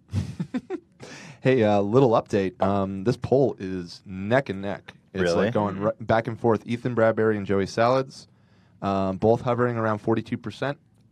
Joey was ahead a little bit, but now Ethan. Let me has ask taken you the lead. this. Who do you think would put up the best fight? Because let me tell you guys, Chris from Prank Invasion went away for some kind of sexual crime, and he is jacked. So who would give up the best fight? Ethan? Ethan has a madness. I think he's got the fighting spirit for sure. But I think Joey would... Who'd you say is winning right now? Neck and neck. It really is. Not kidding. It keeps going back. It's actually tied right now. 42, Nobody 42. cares about Shoe Nice, right? He's down at 16%. Because I think Shoe Nice would actually, and I'm not saying this as a joke, I'm saying literally would kill him. I think that he would die if Shoe Nice was in the ring. Joey Salads or Ethan Bradbury, who would offer a better fight? Are you texting during our show, Elon? I just voted. Oh, okay. Who'd you vote for? I can't say because then everyone will vote it'll for tip what I the voted. results. That's true. That's good. I want to keep it anonymous. You have a preference? Because I'm asking you. Well, you don't want to say it. I honestly can't say which one I prefer. I think they're both great candidates. But also, you got to vote to see the results. So I think Joey might be a little taller and a little heavier. So I think that he might offer the best challenge to... But yeah, right now it's at Ethan Bradbury 42%. Really? And Joey Salads 43%. Oh, good. I think Joey Salads would be a better candidate. And I think Joey Salads is more up for anything. So Shoe Nice, I'm calling out Shoe Nice. First, I just want to contact you. Joey Salads and Prank Invasion. If you're watching this, the gauntlet has been tossed for the H3 Transcendental. Thank you. I am calling out Joey Salads, Prank Invasion, Ethan Bradbury. All 3 of them in the ring together, a free-for-all rumble. Let us transcend together. Thank you. Oof, get spiritual sometimes on the show. We've got a couple more things to cover here, folks. We've got this story just makes me rock hard. Let me pull this up. Oh, I don't know if this is too graphic, this photo, actually, on the main page. Probably not. Do you want to look at this, Elon? Tell me. The article? Do you want to peek at this and tell me if you think it's too graphic to put up? I think it's fine. I saw it. Really? Little tush? Maybe not. I don't want to show it. Here, this one I can show. I'll show this. I just won't move it. So, I don't know if that helps you at all. Not really. First North American sex doll brothel opens in Toronto. Actually, here, I have some... You can click on that picture to see it enlarged. I got this. So what does that mean? A brothel, instead of having human sex dolls... Does that sound bad? Instead of having humans you can have sex with, they have sex dolls, realistic sex dolls. We have a photo of the dolls, don't we, Dan? Yeah. Where are they? The dolls, I've got it. You got it. So if you're wondering what I'm talking about, here is some of the choices. Are dolls. So you have a choice of Anna, who is busty, as you can plainly see. Huge, very busty, romantic, and spontaneous. I'm not sure how a doll is spontaneous. But I mean, I think a doll is pretty much the opposite of spontaneous, if that's possible. About as predictable as it gets. Erica, who's young, yeah, gorgeous and sweet. You've got Harper, the perfect girl next door. You've got Jasmine, exotic-faced angel. That just means she's black. What? Exotic-faced angel. Okay, guys. Scarlett, the absolute American dream. Yes. Nothing more American than butter garlic sauce. Are we eating Papa John's tonight or what? Nope. And Yuki, submissive. I think all dolls are by definition submissive. They literally cannot help but be submissive. Innocent, not when I'm done with her. And Gross. Playful. So this is some wild shit, you guys, that we're talking about here. So you choose what doll you want to fuck with. Now their rate and membership thing cracked me up. Okay. It's pretty pricey. I was like, you could probably fuck a real prostitute for this price. So for half an hour, you get one doll for $80 and two dolls. Why do you need two dolls? They're not living. Imagine taking both their lifeless heads and like. How much is it to buy your own doll? I think those real ones actually are like thousands. Mm. Yeah. Do you really need a real one at that point? It's like Ian said when he was researching it, 4,000. Researching it, Ian? Really? I didn't ask you. It wasn't part of our research. $2. I love that you can have a threesome with these things, man. $180. No discount. That's just double the price. I know how I can double the price. There's no discount. You can get them for a half hour, 1, 2, 3, or 4 hours. They have a grand opening. Not even like a $10 off, nothing. That's what I'm saying, man. Give me a discount. Grand opening, 25% off the price. Now, guys, you can use your imagination and understand that fucking the same fake doll as many men before you gets a little strange. I guess it's true of women, but they're biological creatures. They shower. They walk around, you know. Yeah. Also, that fake vagina's got to get blasted out after like 1,000 times, right? But I guess you get the mileage out of it after that. I mean, dude, the human body is regenerative, has a very beautiful ability of rejuvenating itself and healing itself. But this is not a living being. And that vagina, Hila, is going to get blasted out. Why are you telling me? After probably 100 times. So I guess that's how they calculated the prices. Sweet, innocent Yuki is going to get blasted out. Okay. Anyway, yeah, I guess they calculate that based on the mileage they expect to get, right? Now, here's a great little twist on this. The Prostitution Association is fighting back because they're afraid this is going to cut into their market. I wonder how much it is for a real prostitute. I'd like to see their rate card. It's probably more. $80 for half an hour? Ian, do you have any information on that? Are you asking Ian for specifically? I only researched dolls. You only researched He only researched dolls, he said. So, yeah. Sorry. On your own. I think 80 would be quite cheap. I think that would be like a blowjob or something. I don't think that would be the full Monty. Right. So you save a couple bucks and you fuck a doll that a bunch of dudes' dicks have been in. I wonder if they have insatiable hunger for cock. So the people who own the dolls said the doll like a girl will be ready and waiting in your room. We do encourage the use of condoms just because we don't want people to. Well, there's still a chance of getting a sexual disease. Can you like that? You can't even fuck a lifeless doll without a condom these days.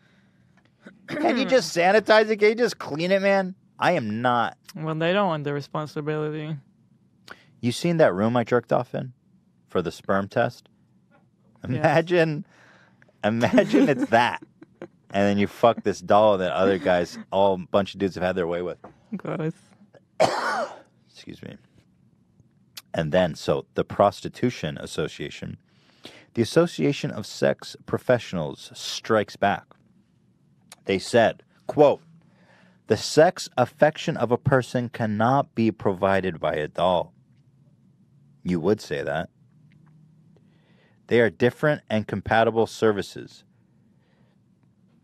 They do not communicate. They do not listen to you or caress you. They do not comfort you or look at you. They do not give you their opinion or drink. I didn't ask for your opinion.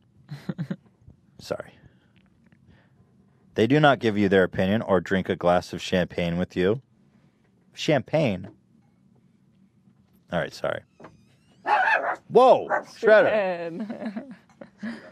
I didn't ask for, okay, sorry, getting all jacked up on. They do not give, thank you, Dan. They do not give you their opinion or drink a glass of champagne with you. One of the members also said, it's another strategy of the patriarchy that presents us as objects without rights or souls, a privilege of the wealthy class. That's funny because in a way, that's a stretch. Isn't it better for a woman it's more accessible, like to let men do whatever they want with an object instead of a person? Well, I think that their perspective is that it's female empowerment in that you're not telling a woman what she can or cannot do with their body. Because, like, prostitution is outlawed a lot of places, and there's a lot of women that do want to make their living that way, and they say, hey, don't tell me what to do with my body. That's true. But to throw these sweet, innocent, submissive dolls under the bus is just low. It's a low blow. They also added, do you realize that you're fucking a doll? Where did they? They added that at the end. And that's really gross, and you have to use a condom with that anyway because you can get some dude's jizz on your dick. That was their best counterpoint. I was like, oh, that's an interesting point. They had a video showing how they build all those dolls, and it looked like too graphic. Westworld. It was basically a direct parody of Westworld. Except not They're like parody. the tits and the fucking vagina and the like. You guys all watch Westworld? It's like this really epic building of a clone. Except in this, it's like titties get bolted on, and then the ass comes up, and like some guy's dangling with like labia on a fake vagina. And it's like it's crazy. You saw that clip, right? He was fucking dangling it like a damn turkey neck. The Westworld song's playing. Hi, Shredder. Shredder would fuck the hell out of a doggy sex doll. He's so horny all the time, man. Sometimes we take Shredder to the dog park, and he's a little Romeo, man. He fucks anything that moves. A little troublemaker. We have to strap him up because he's just fucking everyone and everything. Oh, he's eating. Let me give you guys a play-by-play on Shredder. Good boy, Shredder. Eat some food, and I'll take you to the dog park to fuck. Small update, just real quick. We're up to 3,000 votes on the poll, and Joey is pulling ahead. Pretty interesting. He's at 45% to Ethan Bradbury's 40. So, Dan, can you reach out? Now that you said that, I feel like I can reveal my vote. Was it? Which was it? It was Ethan Bradbury. Ooh. What's your support for that? Just because he's so crazy. He has the wild eyes. Such a... What are you talking about? Ethan? Wacky wacko. What about a three-man rumble? Fuck the rules. Like a free-for-all. I think that's what we got to do. We can't try to pull up like a serious event now. I would love to see a four-man rumble with all of them in shoe nice. He would fucking kill them all. He'd be so psycho. He would be such a psycho. So anyway, Dan, can you get a hold of Joey, Ethan, and Prank Invasion and see if any of them are actually interested? $100,000. I'm putting the prize up. It's very generous of you. I'll see what I can do. I am very generous. You're right. I pray that we can get sponsors because that's a lot of fucking cheddar cheese. God. There's some sponsors out there that... I feel like they'll do it for $5,000. I changed the price. $5,000. I feel like the price could be negotiable. There's got to be some sponsors. They're more about the shares and the follows. So tell them there's something in it for them. We just haven't decided yet. No. 100,000 retweets. 100,000 doll hairs. Got him. How long have we been going? Because I have a couple more stories to get to. Hour and a half. Okay, let's blast through here. John McCain, an American hero. What better to follow up our story on fucking dolls? Blast it open. 2 for the price of 1. Fuck dolls. Just kidding. There's no discounts. John McCain, American hero. That's a great segue. John McCain. Now, as you guys probably heard, who recently passed. I think we had recently discussed John McCain for this. What I consider and what I cherish as one of the classiest moments in American history, recent American history, because as you know, the country is so politically divided. It bothers me. It bothers most people, frankly. I mean, there's a lot of people that drink the Kool-Aid on either side, and it's really like who watches CNN every day and who watches Fox News every day. That's your team line, okay? Now, John McCain was a conservative through and through. He was a Fox News man. And the people, a lot of the people that didn't like Obama, there was a lot of weird conspiracy theories about him, one of which perpetrated, by the way, of our current president, which is probably the dumbest. I mean, there's a lot of things to say about Trump. I'm not going to get into it. But accusing Obama of not being an American citizen is probably the dumbest and the most insidious, flat-out, insane lie I've ever heard of in my life. Yeah. Okay. All right. So a lot of the people bought into that, and one of the women at the rally, it's happened several times, actually, a couple of times, where they say Obama is an Arab, obviously implying a lot more. Not implying that Arabs can't be good people, but John McCain read between the lines, you'll see for yourself. But basically, the classiest moment, in my opinion, in recent American history, where he went against the grain. He risked his own ass. He's in, a town hall meeting with these people that are thirsty, bloodthirsty, and he just fucking stopped them in his tracks. He said no, and he knew he even gets booed. They fucking turn on him. For actually standing up for his values and speaking some sanity. And the part that really pisses me off, well, let me show you the clip, but actually now that this fucking class act and true American hero has passed on, the people on the left who I politically are supposed to be my political allies because I am very left, I'm a very liberal person. I say that all the time. Are eviscerating John McCain for this clip. The people that he's reaching out to across the bridge. They and saying, are the one criticizing? Yes. How? Let's watch the video. Yeah. I mean, it's just so sad, man. It's so fucking sad. Let me play you this. And frankly, we're scared. We're scared of an Obama presidency. First of all, I want to be president of the United States, and obviously I do not want Senator Obama to be. But I have to tell you, he is a decent person and a person that you do not have to be scared as president of the United States. Now, I just... Do you hear them turn on him?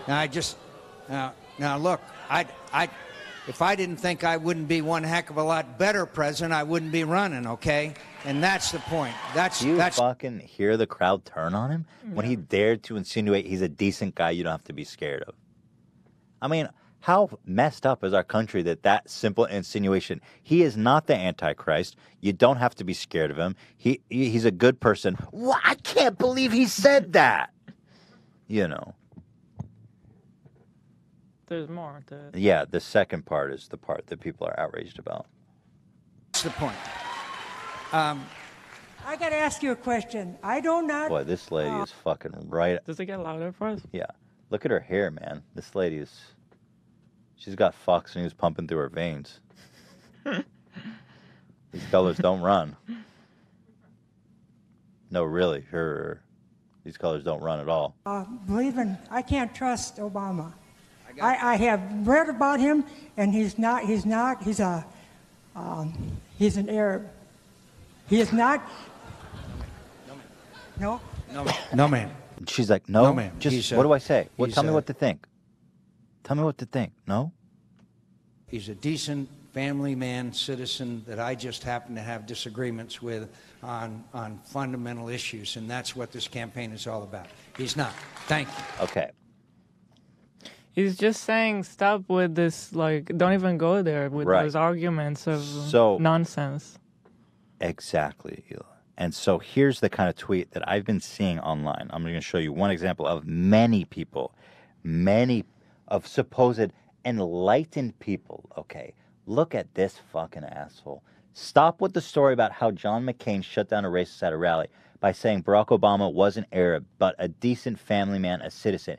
You can be Arab and an American citizen. You can be Arab and a decent family person. These are not opposed. The story perpetuates racism. Bro, you perpetuate racism. You're perpetuating this great divide, and you are willfully, I mean, you either didn't watch the same clip I did. Yeah. I mean, dude. That's not what he said.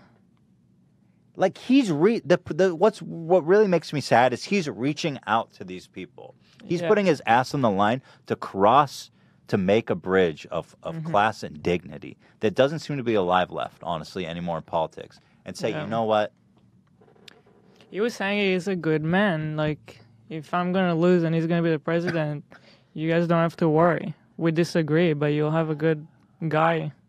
This is so sad to me. It's crazy. That people are politicizing this, trying to besmirch him when his intention and the purpose of what he did was the exact opposite of what they're trying to say after his death. Yeah. I mean, she said he's an Arab, but her insinuation was so much more he's saying is no, he's not an Arab. He's saying, no, ma'am, don't even go there. Yeah, no to wherever it is that you're trying to say. Yeah.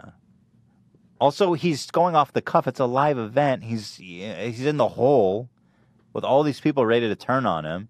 He's making a risk. They're like, well, actually, I just want to clarify that Arabs can be good people. He is not an Arab, but Arabs can be good people. It's like, dude, he shut her down. I don't know. I'm so sick of fucking people like this, dude. Look at this other tweet. Someone responds to him. This same guy says, I hope you actually take to heart the idea of reading tweets without your own tweet from the hip assumptions getting in the way. I clearly said the story was racist.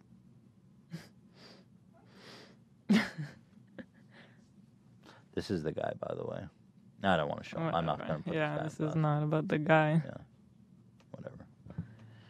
But I'm just like, man, this it's not even about him. I've seen this sentiment echoed, a lot.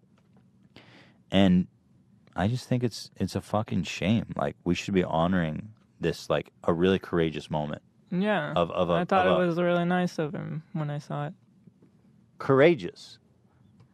And rest in peace to John McCain, the last honest vestige of class. And how can a guy like that even be classy when the people he's trying to reach out to are eviscerating because it's never enough? Mm-hmm. I don't know, man. That made me really sad. But I think John McCain's an awesome dude, and he said in his final statement that he just wants to be remembered as someone that served his country. So he definitely will be remembered as that.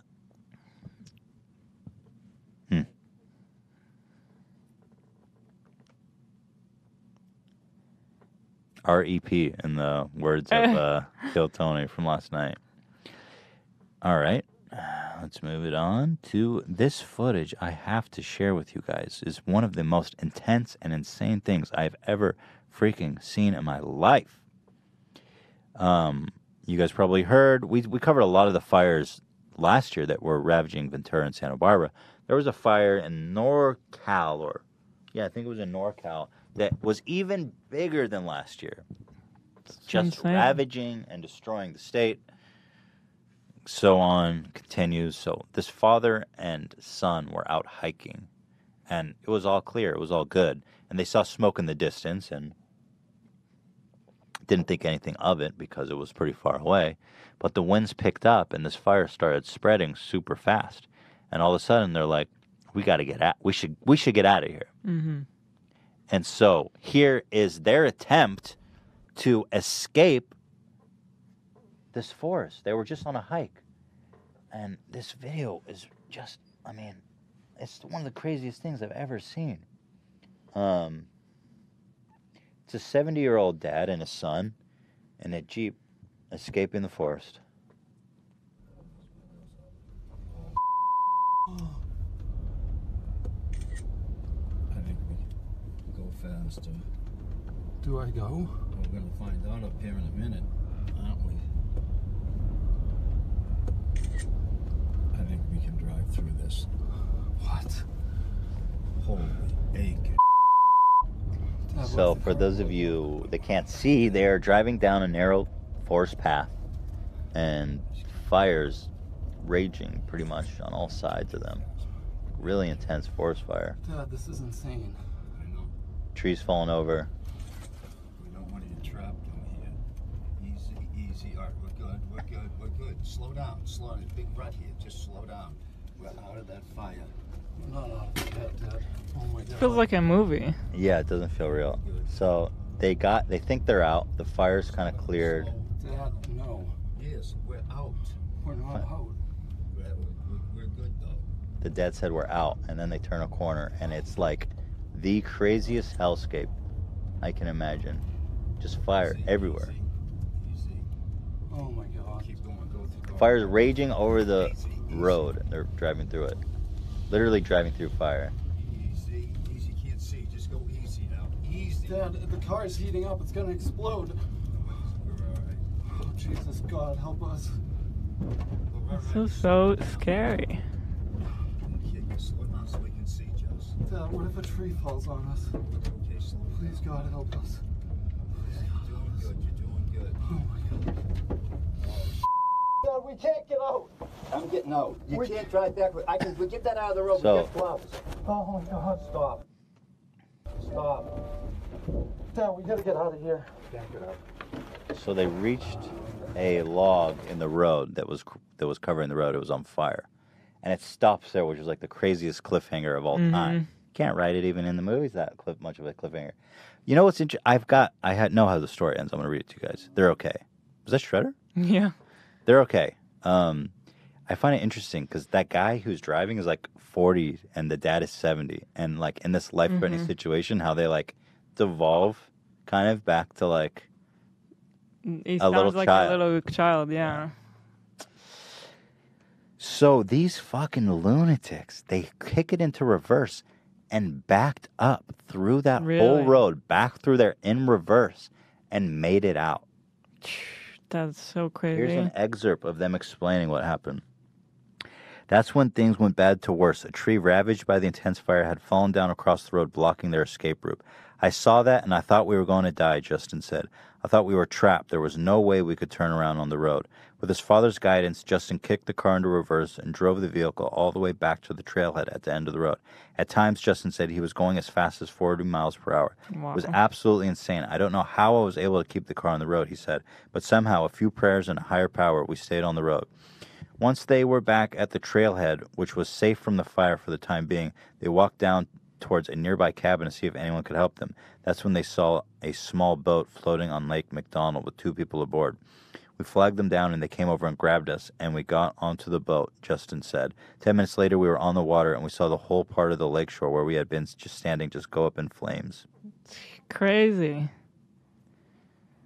Dude, that footage of their Unbelievable. escape is like, I was mind blown when I watched it. I'm so happy that they... I know. I had to, when you first showed me the video, I was like, you got to tell me they made it. Because The thing is that you can't like appreciate is how hot it must have been. yeah.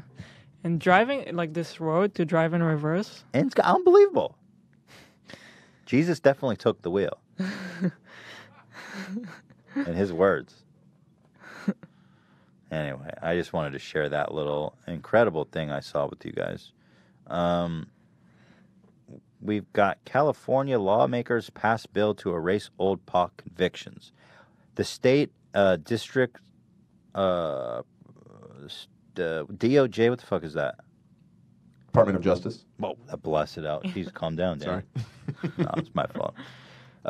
Department of Justice estimates that almost 220,000 cases are eligible for erasure or reduction.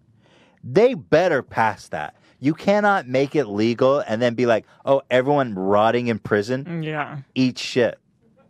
Too bad. Imagine being in prison for 10 years for pot, and then they make it legal, and they're like, okay, you can come out now. It's like, fuck you. Anyone who's in jail for prison in this supposed land of freedom, can you imagine, like, I mean, anyone could go to jail for having marijuana. It's like, in your life, like, a bright young mind getting wasted in prison. Our prison system is the most, I think, barbaric thing about this country, almost really by far. And so, man, every one of those 220 people should be handed a joint. 220,000. 220,000 people should be handed a fat blunt, $100,000. $100,000, I guess, because it's a lot of people. I don't mean, know. they deserve more than that. Come box in my thing, and I'll put up a price. But they should all be offered a fat blunt and a sincere apology from the state of California. I mean, that is just a goddamn crying shame. It's unbelievable. I think that drugs should be legal. I think all drugs should be legal, personally. I don't think, what good does it do society locking somebody with a drug issue up in prison? I'll tell you what good it does society. It creates a system of slavery, of free labor. In prison? Yeah. And it makes a bunch of people that privately own prisons a bunch of money. It's so sick. It shouldn't be private. That I know. Yeah. Something as prison? Yeah. You want to monetize locking people up? It's almost as sick as privatizing healthcare. Almost. Oh man, you're dying of cancer? Well, if you can't, I mean, the treatment's $1 million. Do you have $1 million? I guess you're just gonna have to die then. Sorry. Oh, you're the richest country of all time? Well, go to prison. They have a great health care. You just don't get paid. You're basically a slave, but we will. I wonder if you get cancer treatment in prison. Probably. That's a good question. I think you do. I think you do. I think that actually is true. Yeah, I think you get hooked up in prison. Somehow the conditions in prison are, I guess you have to make a choice between freedom and dying of cancer. We love that. And finally, Ethan, you're such a socialist. Fuck you. I'm a capitalist socialist, okay? Let's be realistic. I'm not talking about communism.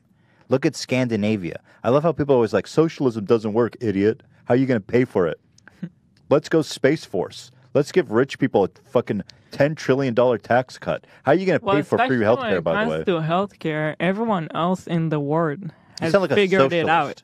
You sound like a socialist, Ela. If Israel can figure it out, Israel, where they don't agree on anything. They don't agree about anything, and they all care about money, and somehow they all figured it out, and everyone has health care.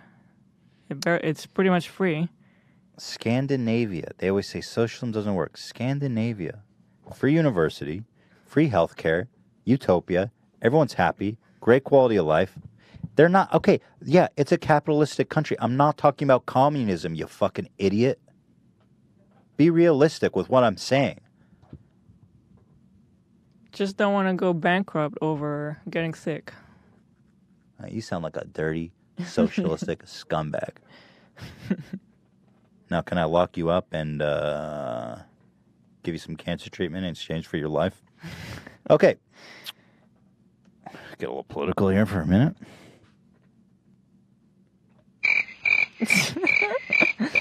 All right. We just found out it's been 1 year since our lawsuit ended. And I can't believe it's not been longer. I cannot believe. Kind of explains when I look back that our lawsuit just ended only 1 year ago. Explains how fucked up I've been mentally. We've moved twice in that time. We were in this gut-wrenching lawsuit. Your dad has been sick this whole time. Mm-hmm. And I've just been like in such a mental fuck this whole time. And like, it's hard to look from the outside, but like, damn, it's been a crazy time. It's been a crazy year.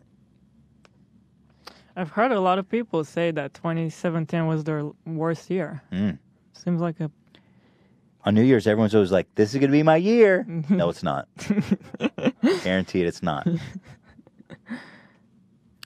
Anyway, I thought this was cute. Our attorney that did most of the work on our case, he sent me this picture of his office. He's got this T-shirt hung on the wall of his office. The Matter of Law shirt that we made right after we won. And I was like, man, that's cool as hell. That's really cool. It's a trophy, as he put it. Yeah. I appreciated that.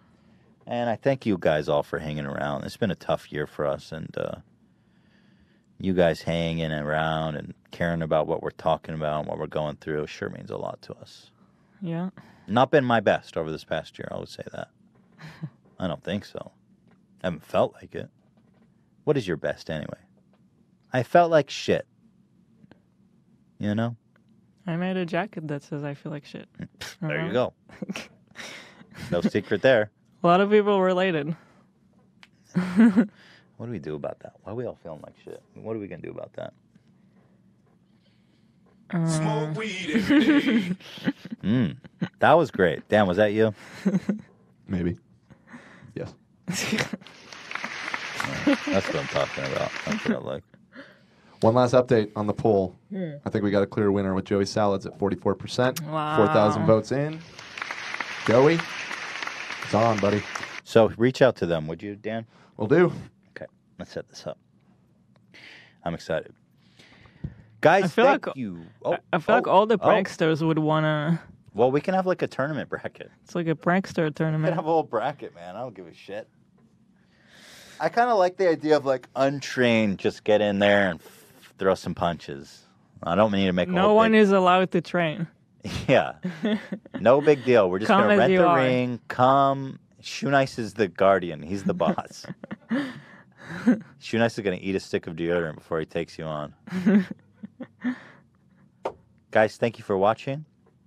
This has been another Correct Opinion Zone H3 Tuesday episode. I hope you're enjoying these Tuesday episodes. I have no plan on stopping because a lot of people don't know what to think about things. And if you need to know what to think, how to feel, my friends, it's Tuesday. We are fully enlightened. And when you're in the Correct Opinion Zone, you cannot be wrong. Friday is Tim Heidecker, the comedy legend.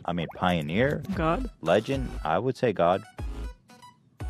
I am both nervous and excited to make his acquaintance because, as many of you know, he is.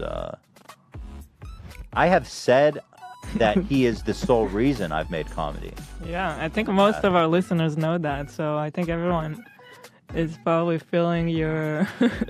My dread, Yeah. excitement. Why can't I just be happily excited? I feel like that's normal to be like, I'm going to meet one of my heroes. I don't think that's normal. Why do I have to That's suffer? like normal when you're 5. You're actually excited about stuff. Like positively excited. Why do I have to suffer? It's a good thing. Why do I have to suffer? Hi, Shredder. He's jumping at me. He's like, are we done yet? Yeah, we're done, Shredder. Thank you, everyone. We'll see you on Friday. I love you. Go watch Kill Tony. We just did that. It was a lot of fun. It's on YouTube. Just type Kill Tony where we did it. That was great. Those guys are amazing. It's a great show. And Ethan did great. I didn't say a word. That's our shtick. I was really nervous, though. I was fucking so nervous. Again, why do I have to suffer? I was excited to be there. I love their show. I like them. So why do I have to suffer? That's a question for another time. That's why we transcend. We think deeply. This is not an experience. This is an enlightenment. We shall see you on Friday on the H3 Podcast Enlightenment Show. Thank you for watching. Thanks for watching.